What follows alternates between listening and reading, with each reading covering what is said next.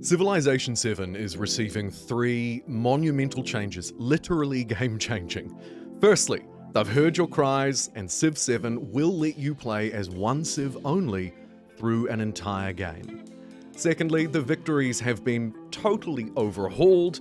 And thirdly, legacy paths are out, gone from the game, and a new system called Triumphs is being introduced. These 3 changes are big. Plus, we've got loads of other smaller insights into Civ 7's development, a free, new, yet familiar leader in the game, and more on the next patch update. So let's just dive in.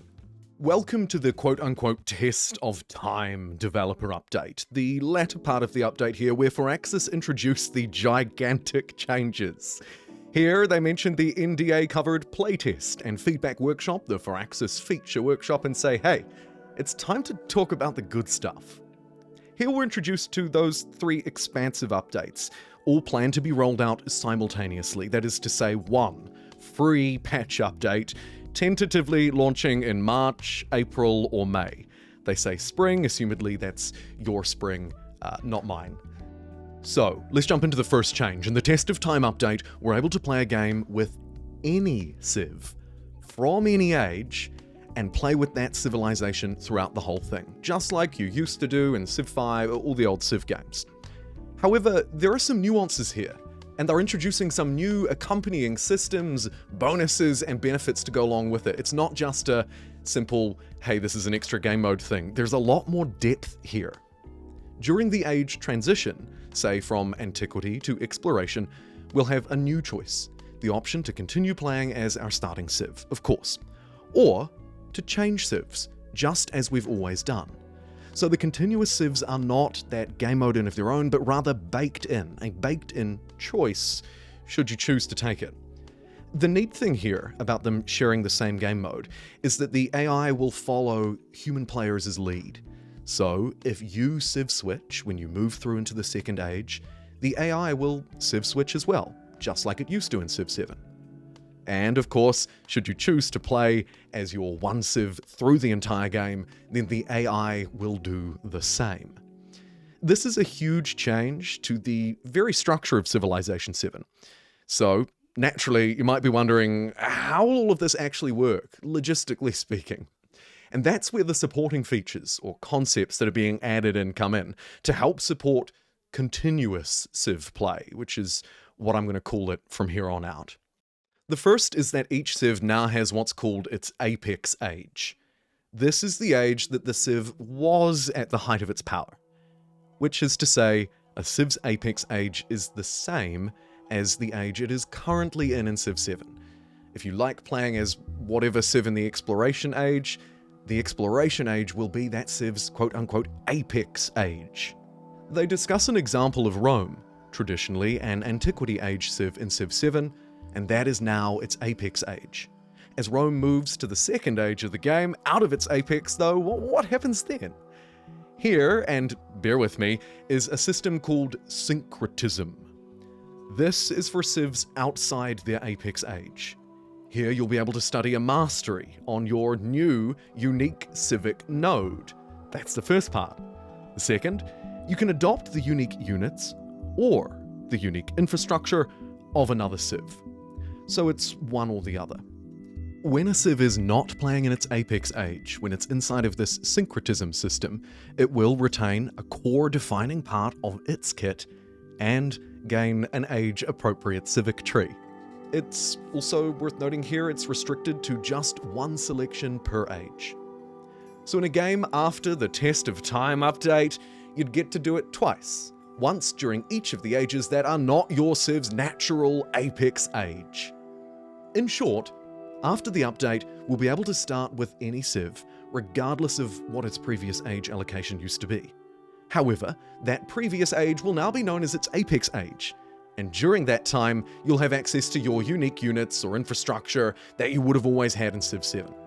During the other 2 ages of the game, however, you'll instead use the Syncretism system.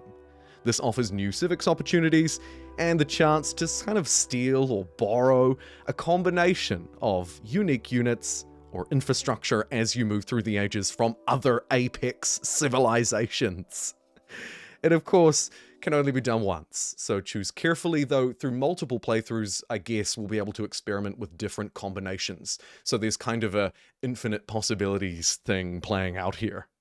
Those changes are maybe a little bit extra and certainly quite dense. So, you know, feel free to take a breather here, have a drink of that water bottle, of course, water bottle, and let's move on to the second big change. Here we're looking at victories. To make victories more flexible, and to help the game deliver that infinite possibilities feeling and replayability, of course, they've reworked the design of victories to put them, they say, front and center early on.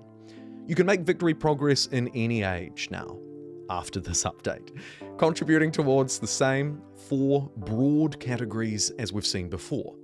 As shown in the Dev Diary screenshot, that's of course military, cultural, economic, and scientific victory, the big 4. Taking a look at the visual that they've kindly shared to go along with this, we get a sense of how this work in progress build has changed.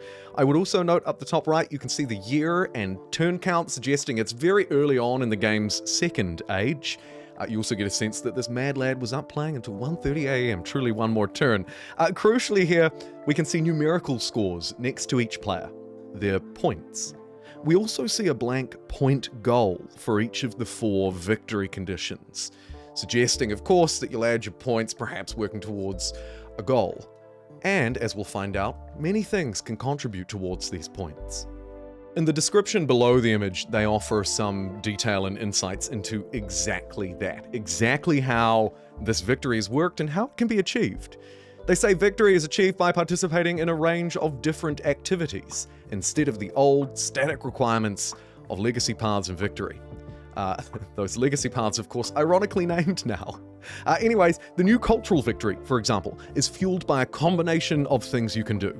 Things that you'll be familiar with, things like building wonders, displaying great works, acquiring natural wonders, and celebrations, those excess happiness events that also go towards unlocking policy slots. So there's a cultural tie there, and it's nice to see things maybe around the periphery counting towards a cultural victory, because of course they're massively important. For the economic victory, it's about the strength of your economic activity, as you might think. In the text, in the image, it says build the world's biggest economy by controlling and utilizing resources. In the developer update, they say for economic victory, it's about the strength of your activity, assigned resources, gold buildings, factories, and treasure convoys are the only 4 things mentioned, however. Moving on to military and scientific victories, we don't really get as much of an explanation here, and they feel closer to what they used to be, perhaps. Military is still about settlements, of course, owned or captured, so it ties in kind of expansionist elements naturally there too. And science still has a glorious space race. They don't go into any detail on how earlier ages might matter for science in particular, beyond the obvious. If you're earning more science, you'll get to the ends of the tech tree faster. They say, quote, every major scientific milestone contributes to being the first to launch a mission into space, end quote. Overall, the victory rework really seems to remove that railroady thing, and obviously directly tries to address that criticism. The railroady options of days gone by may be gone, right? Through more rewarding, hopefully, actions that contribute to a broader score. Think Fame's score in Humankind, or Our History Untold's victory methods, as a couple of examples that feel somewhat similar. Actions contribute to points, and points matter for a victory that is at least somewhat determined or sometimes shaped by score. The final piece of the puzzle here. The third major reform, legacy paths are out, and triumphs are in. Triumphs are much more fulsome, it would seem, in scale. They are optional objectives or challenges. And they give us a great preview of these, thankfully, in the update here. Triumphs are still split, though among perhaps confusingly 6 categories rather than 4. It's the 4 associated with victory, as well as diplomatic and expansionist groupings. So triumphs are categorized similarly to city-states. In fairness, there is some commonality here. What do triumphs actually do, though? Let's take a closer look at what they've shared in another very telling image. Praxis say that some triumphs will almost naturally be achieved through strong play. things like building the first university or reaching 200 population. Others are maybe a little more niche or specialized. Triumphs like be at war with everyone or aggressively claiming the most natural wonders. The rewards come in two forms. They are either instant bonuses, or they unlock a card that can be used at the beginning of the next age. Think optional legacy rewards here. Diving a little closer into the screenshot, we see, again, checking the top right first, this time it's turn 30 to 550 BCE, so it's much earlier on in the game. This is, of course, the Antiquity age. Also 5:06 PM, so maybe a more reasonable time. Anyway, what are the triumphs actually? Well, what are we looking at here? Well, we can see 4 that are cultural at the top. Build 7 wonders, have 6 altars, slot 12 policies or traditions, and then be the first to study philosophy. These actions, these tasks, will then give a reward, dedication. The dedication, of course, is like extra cultural wonders, unlocking a civic, cheaper temples, and then for the policy one, you get an extra slot and 2 culture for every policy or tradition slotted. These look very powerful, I think. The ones at the bottom touch on different categories, as we can tell by the color coding and iconography. We see 3 with the influence symbol, diplomatic ones, and then 1 with money. Overall, this is just a quick look. You can see the scroll bar on the right-hand side is relatively small, suggesting, of course, that there are many more things to discover here. But of course, the big takeaway from this video is the 3 big things. Don't forget, they are subject to feedback and change, and it is feedback that has driven and fueled them very clearly and obviously. The 3 big ones are, number 1, that ability to play as a civ continuously through the ages, a huge concession for those who hate civilization switching. The next change, number 2, a significant rework to the victory conditions. And finally, accompanying that in many ways, the legacy paths are out, replaced by the new system of triumphs.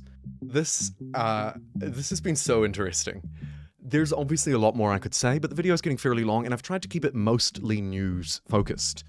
The good thing about this developer update is it was a proper developer update. It wasn't minor patch notes in disguise, and they didn't shy away from talking about some of the many elephants in the room. Focusing on the actual changes themselves, of course, it's kind of difficult to predict how they will land, and I think the best tell will be when the broader Civ community gets their hands on them. Thank you very much for watching. I'll see you in the next one.